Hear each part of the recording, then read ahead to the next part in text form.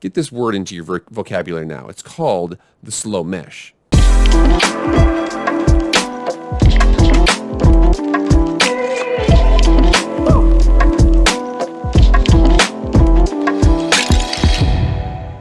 What is going on, everybody? It is Jake with Master Football, back at it again. Happy Friday. Thank you so much for being here. If you've never been here before, this is Jake with Master Football. All things pro, college, video game football, anything related to American football, we discuss on this show. Please, please, please, emphasis on the please. Please subscribe to this channel. Please hit it right now. Go down, hit that red subscribe button. Like the video, comment, share, anything like that. I really appreciate it. It all drives engagement. But without further ado, let's get into the video. All right, so first of all, I want to apologize, everybody. I don't know what's going on with the audio here. There's a little like sound in the background. I'm trying to get rid of it, but just work with me on this one because this is a pretty good video right now. So checking in on the college football season right now. I know last night, and again, it just happened a couple of minutes ago for me, but again, I'll be posting this next morning. But the Cardinals were knocked off for the first time against the Green Bay Packers. It was crazy. The last game, Rasul Douglas had a pick where AJ Green wasn't looking. It was a crazy play. But we're going to get to college football because I actually want to look at the top rankings right now because I want to see something that doesn't really seem like it fits very well. So here we are on the college football AP top 25. We see here at the top Georgia, unanimous, then Cincy, Alabama, Oklahoma, Ohio State, Michigan, Oregon, Michigan State. Pretty good. Iowa had that one tough loss. Ole Miss, Notre Dame, Kentucky's playing pretty well. And then Wake Forest, then Texas. Wait, Wake Forest? So I consider myself an avid football fan. It makes absolutely positively no sense that Wake Forest of all teams is now up in the top 25, let alone the top 15 right now. Let's see what the hell's going on over here. So here we are on Wake Forest's page, and again, I had anticipated they played a whole bunch of easy games. You saw very first game, ODU, then they played Norfolk State. They play Florida State, who was having a rough go. They played Virginia. Virginia's 6-2, and they won at Virginia by 20. Then they had the Louisville game, they have the Syracuse game, and then last week they played against Army. And anybody who watched that Army and Wake Forest game, I watched the highlights of it. I watched a 20-minute highlight clip that I will actually include from the ACC network, but it was just absolutely awesome. It was crazy. It was the most college football game that you could have. It was absolutely nuts. Neither team could do anything to stop the other team. Army's offense was, just one of those unique, kind of triple wing T wishbone offenses, flexbone, the flexbone offense. They're running all over the place, receivers, backs, here and there. It's really difficult to stop. But then I saw what the hell Wake Forest was doing. Wake Forest, their offense is ridiculous. So Wake Forest is currently 7-0, and a big aspect behind that is the fact that right now, again, what is that? They are 1, 2, 3, 4. They are fifth. 1, 2, 3, 4, fifth. For all my fans out there, they're the fifth rated offense in terms of points per game in the country. They are absolutely blisteringly good. Wake Forest, they're just not really, they're in Winston-Salem. They're not really a high place for, good recruits to come. So what's going on? I bet, though, that they've actually done really, really well with their recruiting lately. So here we are on the 2022 rankings. So this is they're 59th. Wait, hold on. But these players aren't even on the team then. We got to go to last year's ranking and see how they're doing. They're 66th. Well, hold on. Several years ago, they were good. It's 2020 and they're 60th. 2019 and they're 59th. 2018 and they're 54th. What the hell is going on with Wake Forest? Okay. This makes no sense. Okay. They don't have great recruits. They don't have bad recruits, but honestly, right now they have to go up against Clemson. They have to go against Virginia. They have to go up against Virginia Tech. The ACC has got a lot of talented teams. Even Florida State and Miami can mess around and pull in a whole bunch of 5-stars. How the hell are they doing this right now? I found an article, and it was an explanation of something, because I saw a couple plays in that Wake Forest Army game that were just absolutely crazy. Get this word into your vocabulary now. It's called the slow mesh. So this was the best article I had. It's a coachandcoordinator.com, and it says right here, this was last year, about a year ago in October, Wake Forest's slow mesh RPO for explosive plays. This article basically states here that the first thing that almost anyone will notice about the quarterback and the running back will literally walk to the line of scrimmage as they make the decision of who is getting the ball and where it is going. A typical zone read mesh is it takes about 1.3 seconds from snap to decision.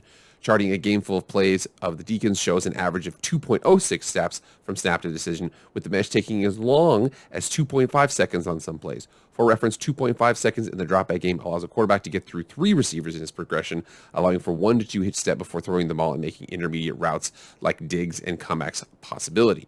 You're going to see this right here. This quarterback and the running back are both going to walk to the line of scrimmage together. The offensive line is going to block, but if you watch them, the offensive line is not blocking down the field. They're blocking for mesh, and they're trying to create creases. So check this out.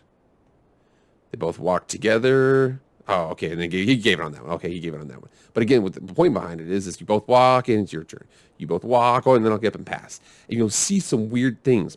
You'll see it to where the quarterback would literally be like 1 or 2 yards behind the line of scrimmage. There's usually, and again, everybody who knows the NFL knows college football, there's 7, 8, 9 yards back. That's the reason why when somebody gets sacked, they lose. Oh, it's a sack, loss of 9, sack, loss of 10. If somebody gets sacked in this offense, it's a loss of 1. It's a loss of 2. He might just fall forward and might be no yard loss or anything like that. So it's absolutely nuts. You can even see here that, watch this, this is actually a power play. So this is, again, there's going to be pass option on the outside, but there's going to be run action in the middle. They're actually going to pull a guard, but watch the guard. The guard does not want to get and pull and go downfield. You'll see this guard right here. He will pull around, and all he's trying to do is create a seal and create a crease. That's all he wants to do. They're waiting. The idea behind this is to get these players right here to commit up. If they commit up, again, these passes are going to be good downfield. The offensive linemen have been just instructed, do not go past 3 yards downfield. In college, you can go up to 3 yards downfield on a pass play. In the NFL, it's only 1. So for this play right here, I mean, they could basically run their pass action and their run action on every single play, and there's no real distinction between run or pass. So check out, watch this guard when he pulls. So the guard is going to now pull, but he's not going to go downfield. He just wants to create a crease. Just wants to create a little bit of a crease right there, 12 yards. That's all that he wants to do. For reference, and this is Doug Peterson from the NFL. And I know he's the fired guy from the Eagles, but they were very much known for running RPOs in the NFL, and this is what the RPOs in the NFL kind of look like. We run a slant here. We run a bubble slant up top.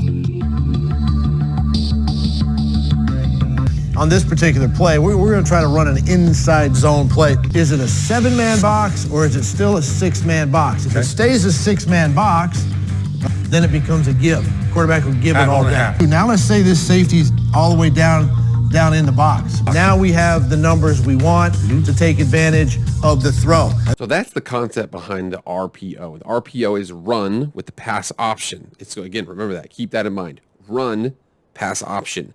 Wake Forest is their long mesh is so similar that it almost is a PRO.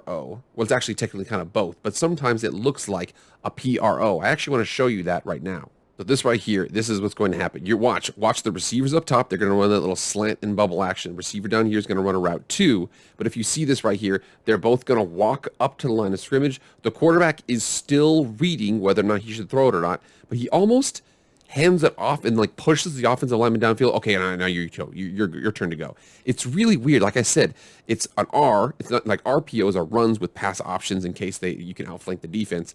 This is almost a P where it's a pass play with, I think we outflanked them in the middle. We're going to run it now. So it's almost a PRO. Let's check it out. So you see here, quarterback's going to take the ball, walk up with him, and then push him up the field. And now it's a touchdown. So the concept behind the PRO, or the long mesh, is, again, to see what these guys do right here. Again, these ties here in the middle. The corners generally are locked up on the outside, generally. But again, you want to see what the rest of these guys do here. So what we're going to do is, instead of looking at this action right here, we're going to see where this kind of opens up. So again, this guy might be a guy you want to read. This guy's a guy you want to read. Let's check it out. So these guys, they go out here. They both check it out. The 3 go out, and you see now it's 2 out there and 3 that go to guard them. So they're short 1 man in the middle. Touchdown. I think that is one of the coolest things I have ever seen in my entire life. The long mesh, again, if you see it, the crazy thing about that is as they approach the line of scrimmage, they're basically both doing the same thing. They're running. Are we going to run? Are we going to pass? Are we going to run? We're going to pass. Or we're going to run. Are we going to pass? We're going to run. Are we going to pass? Oh, no, we can pass. So it's really, really a cool concept. My criticisms of it, and again, this is where it gets a little weird. If you have a especially dominant defensive lineman that you're not able to get seals on, I really think that could be an issue. Especially another thing too, as that quarterback approaches the line of scrimmage, the height discrepancy between him and the defensive lineman could be exacerbated. Meaning, if there's 6'6", 6'5" defensive tackles and defensive ends, and they put their hands up, that's going to be even more. The quarterback has a harder time of getting the ball over that when you're 1 foot in front of you than if they're several feet away or several yards away. So I think that could be potentially an issue. But for right now, the long mesh, it is a really, really cool and innovative concept. All right, everybody, get in the comments right now. What do you guys think of the long mesh? It is kind of a crazy thing. Wake Forest is really implementing it. I'm not sure who else is right now, but it is awesome. It's super unique. To go watch it. I'm telling you, if you watch that Wake Forest and the Army game, it's just absolutely nuts. 70-56. Okay, it's crazy, but I encourage you to go check that out and let me know what you think. All right, everybody, thank you so much for being here. Please like, share, subscribe to the video. Anything like that, I really appreciate it. But that's all I got for you. I will see you guys on Monday. I'm out.